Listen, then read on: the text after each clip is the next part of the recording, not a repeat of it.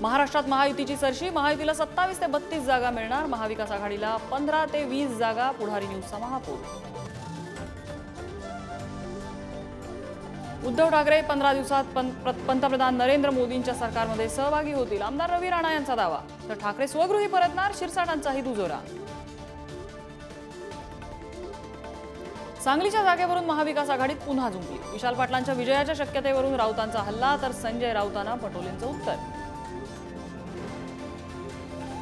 Porsche car दुर्घटनेतील अल्पवयीन आरोपीच्या आई आणि वडिलांची डीएनए चाचणी होणार, कुणाच्या सांगण्यावरून रक्ताचे नमुने बदलले याचाही पोलीस तपास करणार।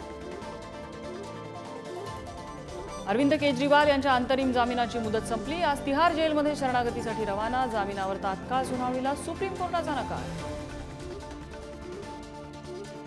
अरुणाचल प्रदेश विधानसभा निवडणुकीत भाजपला बहुमत, भाजपने 42 जागांवर नोंदवला विजय, तर सिक्कीममध्ये सत्तेत असलेल्या सिक्कीम क्रांतिकारी मोर्चाने सत्ता राखली, 31 जागांसह एकहाती विजय। मराठवाड्यासह पश्चिम महाराष्ट्रात भीषण पाणी टंचाई, जळगावात तिन्ही कॅबिनेट मंत्र्यांचे मतदारसंघ तहानलेले, जालना बीडमध्येही टँकरनं पाणी पुरवठा।